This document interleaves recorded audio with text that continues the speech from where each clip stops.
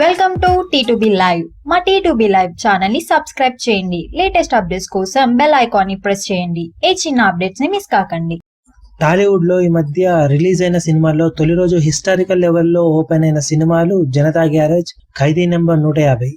ఈ రెండు సినిమాలు తొలి రోజు ఆల్మోస్ట్ 90% ఓపెనింగ్స్ ను తెచ్చుకున్నాయి. కాగా ఇప్పుడు కాటమరాయుడు కూడా తొలి రోజు ఆల్మోస్ట్ 92% నుండి 95% వరకు ఓపెనింగ్స్ ని రెండు తెలుగు రాష్ట్రాల్లో దక్కించుకుంది.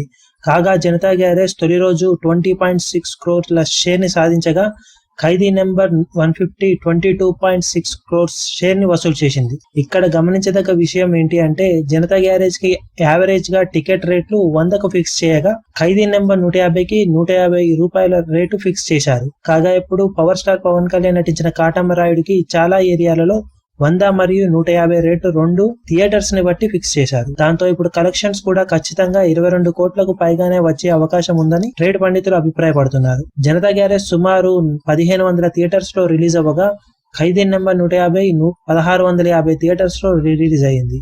కాగా కాటమరాయుడు మాత్రం రెండు తెలుగు రాష్ట్రాల్లో 1850కి పైగా థియేటర్స్ లో రిలీజ్ అయింది.